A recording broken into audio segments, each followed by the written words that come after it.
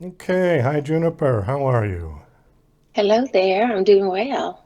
Oh, nice to have you here. Thank you for being on the show. Thank you for the invitation. So, you've got a book out. Your book is called The First Story of Intentions, The Introduction to the Inner Child. Very interesting title. Before we get to it, though, I want to do a little bit of a backstory just so people kind of know who you are and what you've been doing to get to this point, to hmm writing your book. On your bio, it says that you were a singer songwriter. Are you still doing that, or did you? Yeah, Yeah. yeah, that's always going to be a part of me. Oh, great. Who would you compare yourself to? Um, if Adele, Ariana Grande, and Bonnie Raitt and Aretha Franklin all had a baby together, that'd be me. That's a That's the pretty truth. incredible group. Yeah. They're amazing. They are. I sing 5 octaves plus, so they're still growing. Oh my goodness. So are hmm you actively performing or recording now? I'm actively writing my next album, but I'm not recording anywhere. I'm finishing up my audiobook for the first story of Intentions, where I'm doing all of the characters in my own voice, and each character has their own voice. So it's really been fun. Also says that you have a business, Shannon Success Strategies. Tell me about that business. Shannon Success Strategies is it. So I had Shannon Insurance Group, but then I was also consulting. So mostly what I do inside Shannon Insurance or Shannon Success Strategies is I help people find their inner child. That's my journey that sort of led me here was I was a financial strategist and I still do that but I take specific cases and clients, mostly high end, high net worth clients that have big problems. My niche, if you will, is in tax free retirement. That's my specialty. So I'm very particular about who I take and why.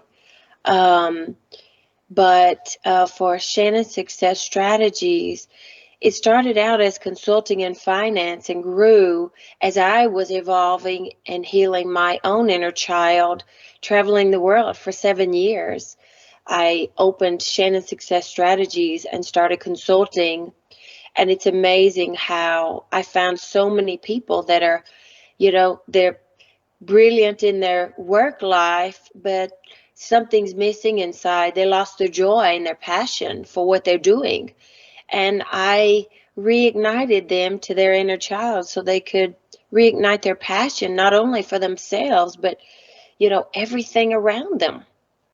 So that was pretty magical. What were you doing for the 7 years you were traveling? I mean, what were you looking for? I growing up I had some childhood trauma that until I divorced in 2015 I didn't understand that all of the childhood trauma had come into my adult life. And I needed to unravel all of that and find out the why behind it. Why did this happen? How did it happen? And, you know, go through the how, what, why, and move through that process and unravel it backwards. And when I did, I realized that every single client I've ever had is in my book. So what I did was not only was I unraveling my own life, I was unraveling everyone else's. Every trauma, every inner child and emotional trauma. So it's been a really amazing journey. Well, how did the traveling help you with that? I was already traveling, so I was working. I was the typical 18-hour workday business owner. I get up literally somewhere between 5:45 and 6, work out, get up, go to work, and I was seeing clients sometimes as early as 7, and then working until, maybe 1 or 2. By the time I got home, I had another couple of hours of paperwork to do. So it was a grueling lifestyle. And it just, took me all over the world. And while I was there, God opened doors where I could study and extend my time there in different countries and study under some really brilliant people and learned some things that were handed down from generation to generation that really work holistically and naturally. And I just, I just embraced that, and my body loved it. My body healed rapidly. And as a matter of fact, I really feel like I found a fountain of youth because I look 20 years younger now than I did 20 years ago. Oh, that's I great. kid you not. So, is this your first book? First This published is my book? first book. I'm getting ready to publish another few, actually, um, that are going to help people kind of understand their inner child a little bit better. Did you know when you were traveling and searching for something that it would end up becoming a book? No, I had no idea it was going to be a book series. I had people used to tell me I should be writing books, but I was so busy. I was I was the hamster on the wheel, doing and living, and I wasn't looking around. I wasn't present in my own life in a way, even though I was very present with my clients. It was just a very unique um, shift in my life that was happening very slowly, but also very quickly at the same time. The book is called The First Story of Intentions, The Introduction to the Inner Child. Explain what the inner child is. What do you mean by that? The inner child is the very part of God, the seed of God, that grows unconditional love within us. And without it, we can't have peace of mind, love, or joy in our life. It's our partner, like God. God should be our partner. We love ourselves, we love God. And you think that it's difficult for people to find that, or that it gets buried with all of the stress I and do. hassles in life? Yeah. I do. The inner child, our lives become like an onion, the core, and then we're building up all these layers to protect the inner child, when in fact we're just adding trauma to it if we're not clearing it. You see, the inner child is the key to our self-esteem, self-worth, self-awareness, and self-confidence. By the time we're at 5 years of age, our core characters have developed. They're there.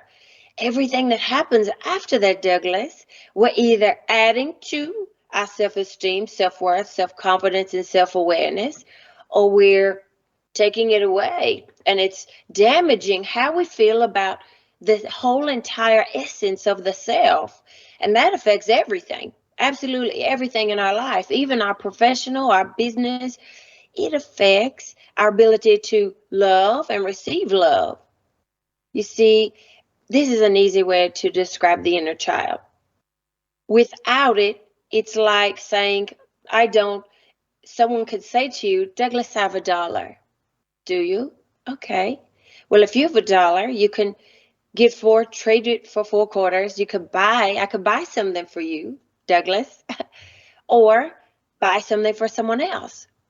But if you don't own that dollar or have $1, or love that dollar, you can't trade it for 4 quarters, and you can't trade it with someone else. You can't exchange it if you don't possess it. And see, the inner child is absolutely necessary. If we have inner child trauma, that means our inner child does not trust us. And that means they live outside of us like a spirit or an essence of us. We're fragmented. It's a very complicated process, but there's a science to it all. And that's what I studied, was the science and the actual breakdown of the cells within the body and how they all work together. Let me ask you something about the book and how it's set up. Is this a chronicle of what you went through and your studies and revelations when you traveled, or is this a fictionalized story? Give us just kind of an idea of how the Okay. book is set up. It's the five main characters are characters that became a very I of experiences that I gave a name to. just like everyone else in the world, they're experiencing loss, uh, um, abuse, fear, anxiety, restlessness. So, all of these things cause bitterness and anger and other things. They cause behavioral changes. So, we're all in this book. It really began as I really thought I was writing a children's book in the beginning because it felt like it, because I was writing from the perspective of the inner child, which is Juniper, is my inner child's name. Jillian is my teacher. And I went back and rewrote the book as Jillian writing it for everyone else because the truth is we are all in this book. There isn't a single one of us that hasn't suffered a loss in our life. Someone has passed away. If it's a parent, some have lost children too soon. You know, we none of us want to lose our loved ones, but we all have conditioning. And that's what the book is about. It's about taking all the conditioning and learning the lessons, and sharing the beautiful lessons in a fictional story because I've changed the names of my characters I created. I gave a name, to those experiences. And that's been a really amazing thing to see the transformation in other people because my book creates neurogenesis. That's how I wrote it. And it's really been amazing what it does Is to the mind. the book is out now? It is out. It's on Amazon. Okay, how long has it been out? About 3 or 4 weeks now, something like that. How are the Maybe reviews? 5. Are you getting some good reviews? Yes, I am.